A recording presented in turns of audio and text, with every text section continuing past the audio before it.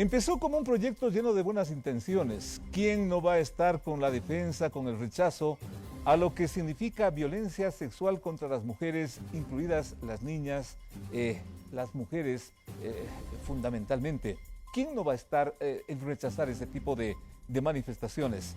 Pero llegó a la mano o a las manos de los señores legisladores que se han pasado en telemático durante toda esta pandemia, se han pasado de vacaciones prácticamente, y en la parte final, en la despedida, le convierten a esto en un Frankenstein que inclusive está bordeando y amenazando la libertad de expresión nuevamente en este país. ¿Inspiración correísta tal vez? ¿O qué es lo que les pasó a estos señores que a veces uno se pregunta qué tienen en la cabeza? A prácticamente 20 días de irse a la casa, están dejando nuevamente lo que al país le ha atormentado durante tanto tiempo. ¿Por qué? Es la pregunta con que estamos saludando al doctor Mauricio Alarcón, director de Fundación Ciudadanía y Desarrollo. Nos está acompañando aquí desde muy temprano. ¿Es tan alarmante, doctor, esta ley que está en camino? Buenos días. Buen día, Félix, y un saludo a todas las audiencias de RTU. Pues es alarmante porque una buena intención presentada por la asambleísta Mae Montaño termina desfigurándose por completo y termina, como tú bien lo has dicho, construyendo un Frankenstein en el que ni siquiera el contenido de la ley tiene concordancia con su título. ¿O me vas a decir tú que la violencia ginecobstétrica es violencia digital? Por favor.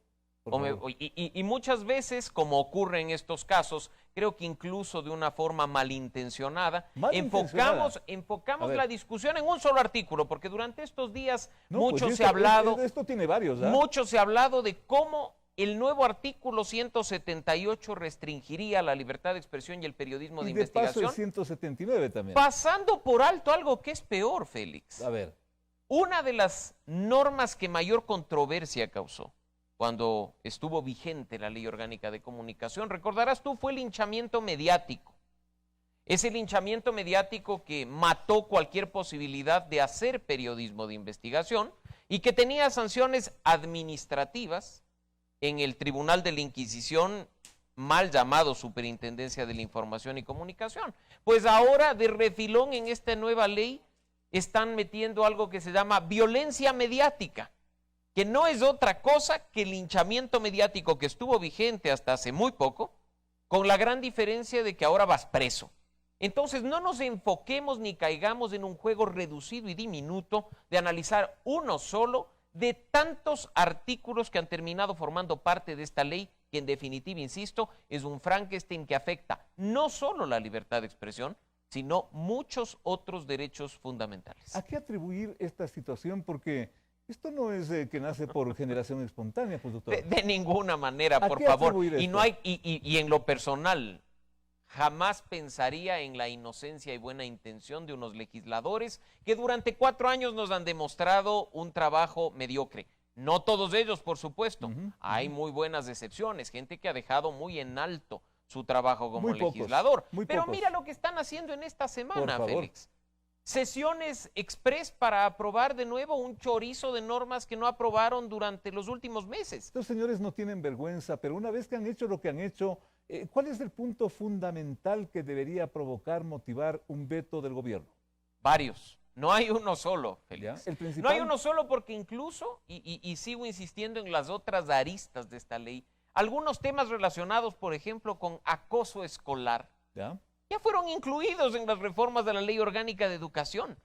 ¿Por qué ahora criminalizar prácticas que ya están reguladas de otra forma en otros cuerpos normativos? ¿Qué intención hay detrás? Así es que en este caso, lo principal que debemos tener en cuenta es llamar al Ejecutivo para que haga un veto parcial. ¿Por qué no total? A pesar de que la ley es muy mala, porque vetar totalmente una norma bloquea la posibilidad de discutirla nuevamente durante un año. Y creo que tú y yo coincidimos, así como muchos de nuestros seguidores, en que es fundamental, sí, legislar a favor de proteger a la mujer respecto de las distintas formas de violencia, pero no este tipo de Frankensteins que aprueba nuestra Asamblea Nacional para tratar de blindarse, quién sabe de qué, en el corto o mediano plazo. Es la presencia del doctor Mauricio Alarcón que nos está acompañando aquí en nuestro sede de información y de opinión. Mauricio, querido, muchísimas gracias por acompañarnos esta mañana. Qué privilegio tenerte aquí. Estás haciendo muy buen trabajo, no solamente fiscalizando todo lo que se hace en la Asamblea, sino a nivel nacional con temas de transparencia internacional, que pronto te invitaremos para ese tema. Pero sí, quien levanta la mano primero a nivel público es la Fiscalía General del Estado. Si es que la Fiscalía General del Estado está levantando la mano y está diciendo que le preocupa esto, en el caso del comunicado que ellos hablan específicamente del artículo 178. Tú dices que hay más, pero si la Fiscalía está diciendo que esto es preocupante, en el caso de ellos, ¿qué sería lo grave? En el caso de ellos, lo que se ha dicho que incluso afecta al periodismo digital, al periodismo de investigación e incluso al trabajo que hacemos organizaciones de la sociedad civil luchando contra la corrupción. Se deja abierta la posibilidad para que cualquier acto, cualquier acción sea sancionable penalmente. Este tipo de redacciones que pasan, ojo, de un artículo 178 a un vigente de 2 incisos a uno que en el texto aprobado son al menos 2 páginas de contenido, vuelve eso una barbaridad que se puede aplicar para cualquier caso, bajo cualquier circunstancia y al criterio más amplio y abierto del juzgador.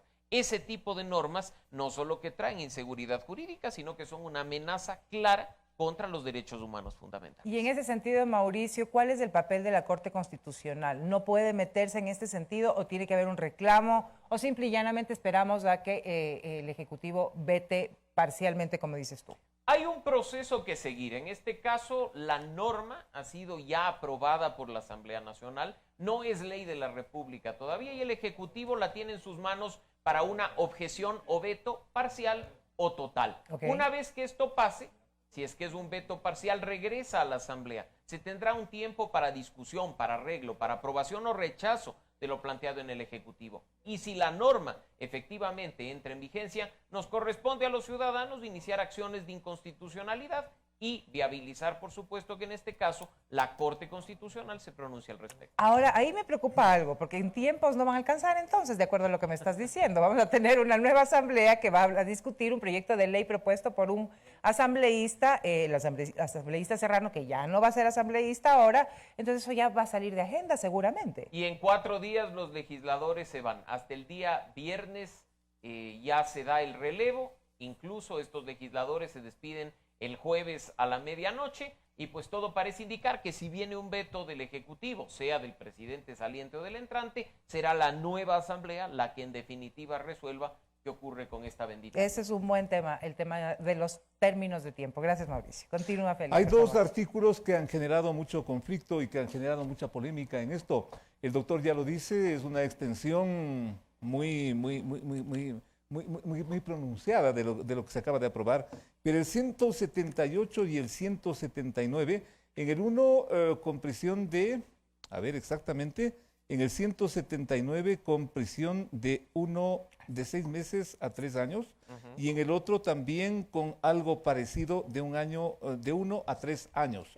Exactamente, doctor, esto de preservar el secreto, en teoría suena bien. De preservar el secreto, en teoría suena bien, pero se entra en una serie de interpretaciones que ¿en qué punto amenazan a la libertad de expresión? Precisamente en el que tú mencionas. A ver. Si la norma penal no es clara y no especifica qué conducta se tiene que ajustar al acto punible, abrimos la puerta a la interpretación para que sea el juez, más allá de ajustar los hechos a la legislación en específico, que abra la posibilidad de ajustarlos en función de las circunstancias, porque cualquier cosa causa una conducta punible.